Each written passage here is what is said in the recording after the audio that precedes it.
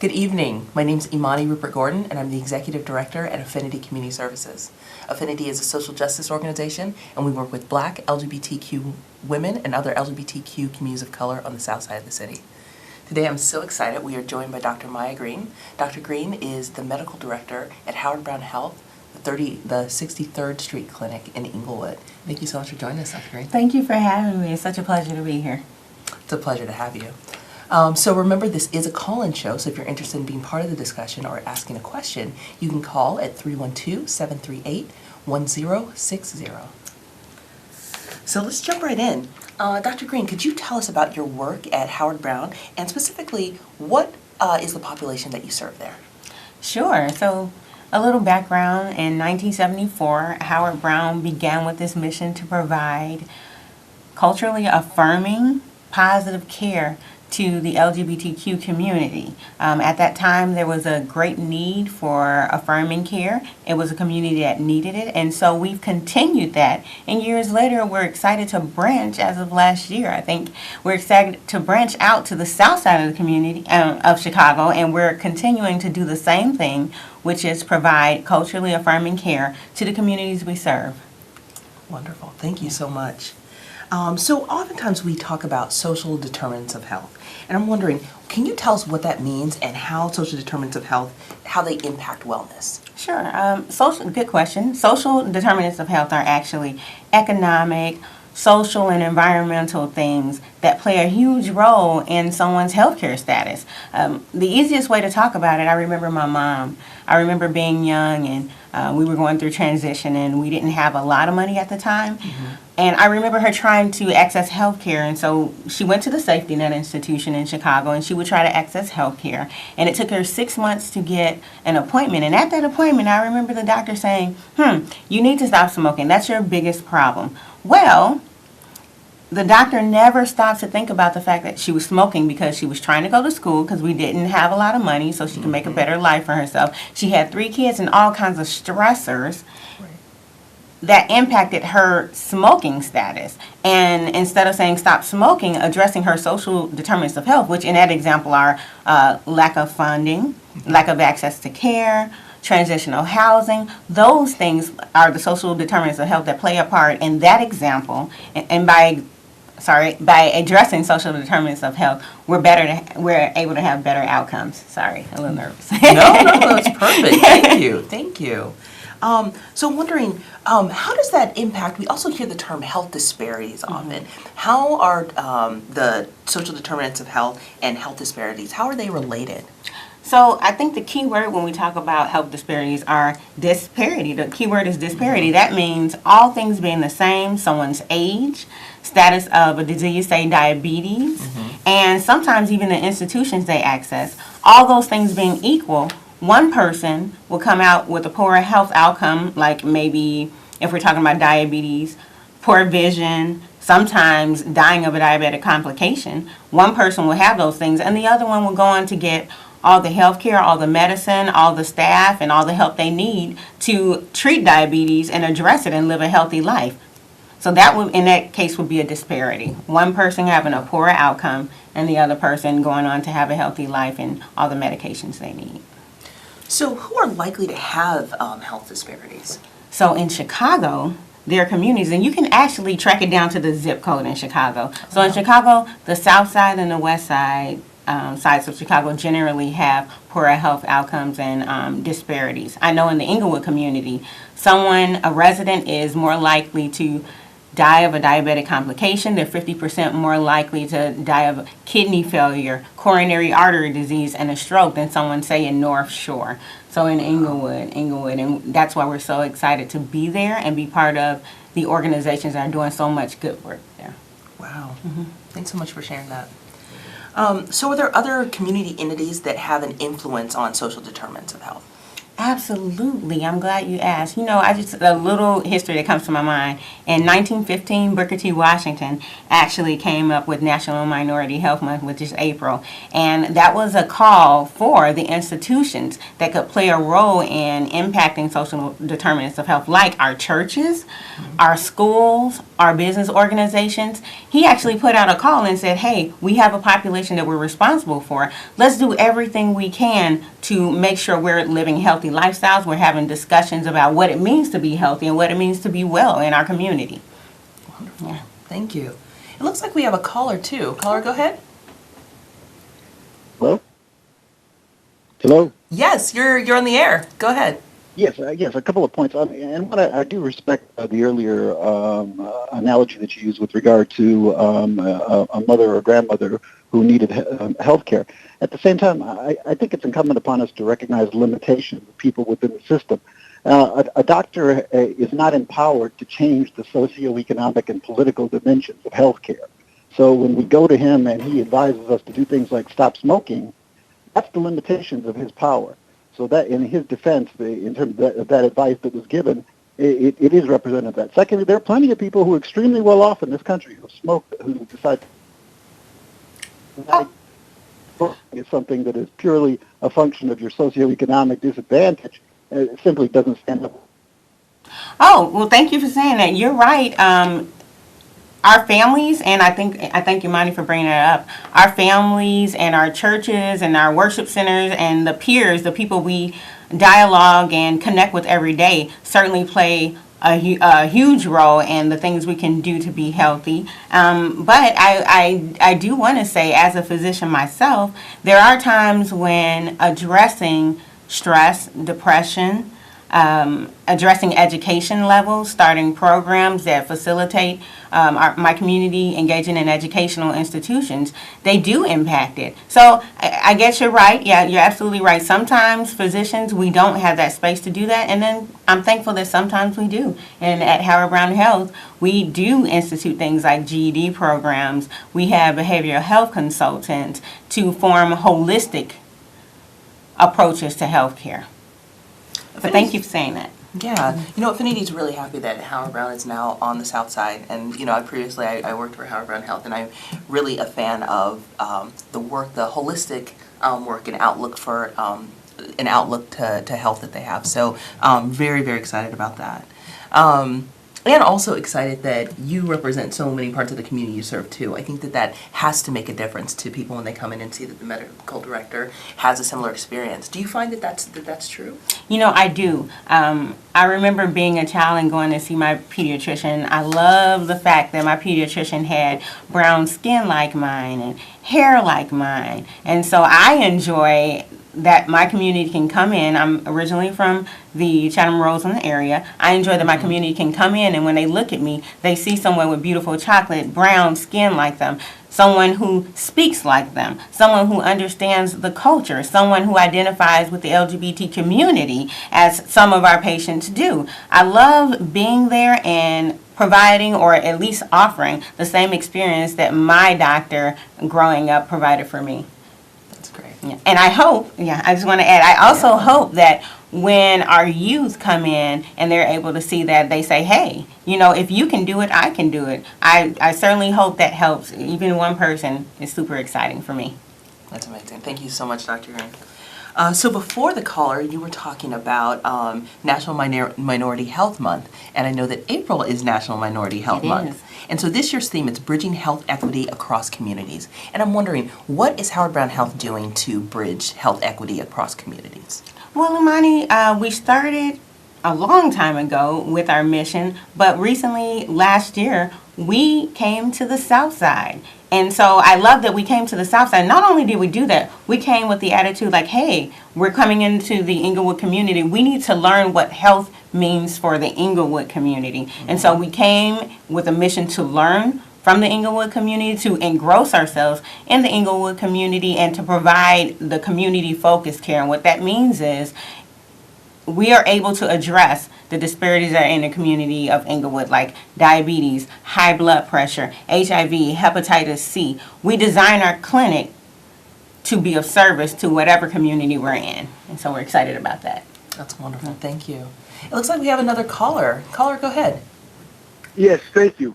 You were talking about cultures and skin colors, and I was wondering why the schools are so bad, and I know why.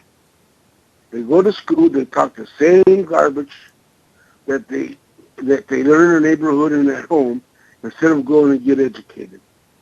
Now, there's two ways to do it. Do it the right way, go to school, learn, and when you go to your neighborhood, talk like that. But when you're in a school or a public place, people notice how you talk or how you dress. And that's how it's going to be the next 100 years. But the young lady next to you was saying about she goes to a female doctor, gynecologist, and she's happy to say it's brown skin like hers. And is she trying to say that if she was going to a white gynecologist, that he couldn't do the same job just because his skin isn't black? You got to watch what you say. I know she didn't mean it that way. I know it. But there's other people that think, man, she's prejudiced. She don't want to go to no white doctor. And, and I know she doesn't mean that. But please, got to watch what you say. Thank you. Oh, so thank you for saying that. I think I was speaking more in tune with my reality growing up. So growing up on the south side of Chicago and deciding that I wanted to be a doctor was a little difficult, and I experienced things like wondering if I can do it. So once you go to your elementary school and your high school, when you get in diverse situations, there's that little voice that we sometimes don't want to acknowledge. We want to ignore it. There's that little voice that says, hey, I wonder if I can do it, which we don't talk about. A lot of times if someone asks, do you think you have what it takes? We're taught to say yes. We're not taught to admit that at the end of the day, in night, when I lay my head down, I'm still wondering if I have what it takes. And then that voice sometimes tells me other cultures may have what it takes because they had different schools, they had education, and the providers like the lawyers, the doctors, the people that I see in these professional places don't have the same cultural background as I do. That's what I was speaking to, and being able to, and the person was actually my pediatrician, my family medicine doctor, Dr. Yenemiah Banks, being able to see them with skin colors that I have and speaking like I speak, that was an inspiration to me. And that's the kind of inspiration that I want to provide to my community. I'm not saying that other doctors can't. And I've had some very inspirational people that pour into my life. Dr. Magda Holberg at Howard Brown has poured into my life. But, or I can say, and having a chocolate doctor that looked like me, frankly, helped me. But thank you for your question. Yeah. I think that's a really important distinction. Of course, anyone is capable of doing a job, but as someone from marginalized communities, it is nice to know that when you look out that you see yourself represented, because if you don't ever see people that look like you doing the things that you want to do, it's easy to internalize that maybe people like you just don't do this for whatever reason that is. And so thank you so much, caller, for what you said. Dr. Green, you said that so eloquently. But, the work that we do here at Affinity, it's working with intersections of identity, and it's really important that we see representation in all of the work that we do. So we, too, are very, very happy that Dr. Green is the medical director. Yes. So I'm wondering, what are the things that people can do outside of the doctor's office to impact their health positively? Imani, when you bring that up, I think about my training in the field of caring for people living with HIV. And so I'll just talk about it in aspect to that, but certainly it applies to diabetes, high blood pressure, all those things. So things people can do, you don't have to wait because as someone spoke about, 15 minutes in the room with your primary care doctor, 40 minutes, whatever it may be, is a small time for interaction and learning. And when you compare it to what you're doing at home, at the dinner tables, in the schools, in the worship institutions. So I propose that we begin to have conversations about things like diabetes, conversations about things like HIV, conversations about sexuality and how to protect ourselves and just live a healthy lifestyle at our dinner tables with our family, with our worship congregation, with our co-workers sometimes if it's appropriate, and with our friends. Just normalizing those types of conversations help way more than that 15 minutes in the doctor's office. So I encourage everybody to do it. If you're out there living with diabetes, start talking about having conversations about how you can have a healthy food regimen, a food regimen that allows you to live a long, healthy life. If you're living with HIV, start having conversations about what it means to have safer sex options and protect you and protect your partner and protect your children in some cases. Normalize those conversations because they're much needed in our community. And that's where healthy living starts. That's great. Thank you so much for saying all that. I think so often that folks think that health starts somewhere else besides our home. So thank you so much, Dr. Green, for saying that.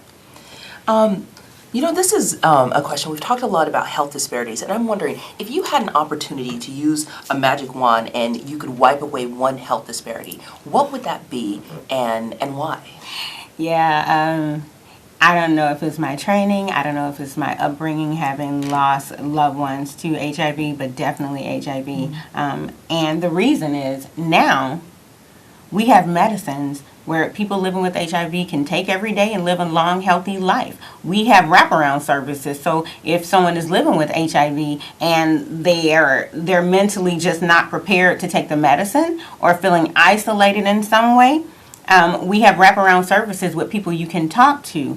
And people that are taking their medicines can have babies, be doctors, lawyers, basketball players. Look at Magic Johnson. You can do anything you want living with HIV. Yet, sometimes the medical institution hasn't done such a good job at relaying that information to our families, to our patients. And I think a lot of times that's because of stigma. And when I say stigma, I call it an infectious disease of the mind. I feel like it infects way more people than HIV ever could. And what stigma is it's those beliefs that we hold in our communities. It's the idea that something like HIV is a disease of the others. It doesn't belong to me. I'm looking, and the person I love could not be HIV positive because I love them, thinking it's somewhere that's not at our back doors. And by addressing stigma, we can normalize conversation. So if stigma, say, is a disease, then we can vaccinate through knowledge. And now we have medicines like PrEP. PrEP is a medicine you can take every day to keep yourself from acquiring HIV should you come in contact with it. And you take it every day and you are protected. It's shown to be anywhere from 92 to 99% effective in stopping the virus from entering your body. So I'm excited about that. It definitely will be HIV, and it would be through education and engrossing ourselves in the communities that are so severely impacted by HIV. If you could say that just one more time. So much of our community, Sorry. we don't know. We actually don't always get that education. We know that Black women are disproportionately impacted by HIV, but very often resources aren't spent about teaching about HIV education. And one of those things is PEP and PrEP. Could you tell us just in a bit more detail about exactly what PrEP is, what someone might need to do to start a regimen of PrEP, and then what PEP is too, and how that might change someone's experience or someone's life? Okay. PrEP is pre-exposure prophylaxis for HIV. It's a one pill, once a day medicine you can take to protect yourself. If someone is interested in PrEP, you can ask your healthcare provider. And if you are not engaged in care or your healthcare provider is unfamiliar with it, you can reach us at howardbrown.org. We do offer same-day PrEP, so you can walk in, let us know your need, and we're happy to help you that same day and get you prepared, get you aligned with the medical services, the insurance, and the financial aspect needed to get PrEP. Now, PEP is post-exposure prophylaxis for HIV. When people request PEP, usually they've come in contact with the HIV virus recently and they want to be able to take a medicine that can stop the virus from taking hold in their body. They take the medicine for a month, and then usually if someone comes and talks about PEP, post-exposure prophylaxis, after that month we usually institute a conversation about PrEP, pre-exposure prophylaxis for HIV. The same thing holds. You can walk into Howard Brown, contact us at howardbrown.org. Our information is there, and you can find out how you can start today. That's Yes. amazing. Medication is so much different now than it was years ago, and that's just not as well known that there's medication that you can take that would prevent you from becoming HIV positive. Yeah. Or if you've been exposed to HIV, that there's medication that you can take so that you wouldn't actually become HIV positive. Definitely, That's pretty definitely. amazing. And I do want to say the medicines, if you are HIV positive, the medicines that we have for HIV now are so much better than the medicines that we saw at the Dallas Buyers Club and back in the day. We have medicines now that have less effect on your body. They're less symptomatic. They're less effect. I mean, they have a lower effect on how damaging it can be to your bones, your kidneys, your immune system. And people, they're generally well tolerated. And now we have so many options. If you come in and get care early, we have so many options. If the first regimen isn't the right regimen for you, you can talk to your healthcare provider, and they'll be happy to switch you to a regimen that works for you. Awesome. Thank you so much, Yeah. Dr. Crane. So if someone wants to join you in addressing these needs, where can they find out more information? Sure. Our website is howardbrown.org. We have an events page. We have a volunteer services link. April is our volunteer services coordinator, does a very good job of getting you everything you need so you can join the Howard Brown League of Justice and stamping out social injustice. And so we're excited about that. Wonderful. Is there anything else you'd like to say before we end today? Sure. I do want to talk about a town hall meeting that Howard Brown is having April 13th. And we're calling to action and addressing the negative experiences that our trans women of color are having across the country and in Chicago. And so that'll be April 13th. If you'd like more information about that, that is also on the Howard Brown webpage.